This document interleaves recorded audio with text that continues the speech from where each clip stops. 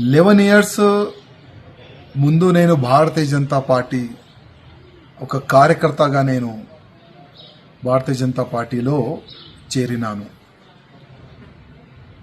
Bharatiya Janata party అధికారులు నాపైన విశ్వాసం పెట్టుకొని గోషామేల్ నియోజకవర్గం నుంచి నాకు మూడోసారి టికెట్ ఇచ్చినారు.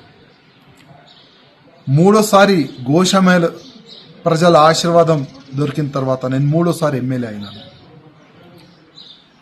కంటిన్యూగా నా గోషామేల్ ప్రజలు సేవ చేసుకుంటా కంటిన్యూగా దేశం పట్ల, హిందూ సమాజం పట్ల, గౌమాత గురించి, లవ్ జిహాద్ గురించి నేను పోరాడుతూనే ఉన్నాను.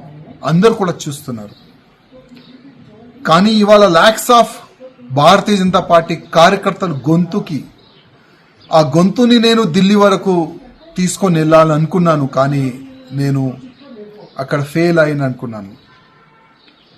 ఎందుకో భారతీయ జనతా పార్టీ అధికారులు నేను రిజైన్ దేని గురించి ఇచ్చినాను, దీని వెనుక రీజన్ ఏముంది, దానికి వాళ్ళు పరిశీలించలే అనుకుంటున్నాను, చూడలేదు.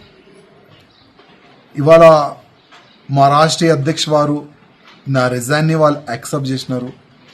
నాకు ఒక మీడియా మిత్రులు నాకు వాట్సాప్ పరంగా నాకు పంపించినారు, అది నాకు దొరికింది. కానీ ఇవాళటి నుంచి కంటిన్యూగా నా దేశానికి, నా భారతదేశానికి హిందూ రాష్ట్రంగా చేయాలని, గోమాతని రక్షించడానికి, లవ్ జిహాద్ కానీ అన్ని విధాలుగా ప్రతి ఒక్క హిందూ కార్యకర్తకి ఒక ఛత్రపతి శివాజీ మహారాజ్ లాగా తయారు చేయడానికి ఇప్పటి నుంచి నేను ఇంకా అగ్రెసివ్గా నేను పనిచేస్తానని ప్రతి ఒక్క హిందూ కార్యకర్తకి నేను హామీ ఇస్తున్నాను. ఏ కార్యకర్త కూడా భయపడొద్దు, ఏ కార్యకర్త కూడా బాధపడద్దు. ఒక్కప్పుడు మనం ఏం లేకపోతే కూడా దేశ ద్రోహులతోని ఫైట్ చేసినాం. మూడోసారి ఎమ్మెల్యే అయిన తర్వాత కూడా దేశ ద్రోహులతోని, ధర్మ ద్రోహులతోని ఫైట్ చేసినాం.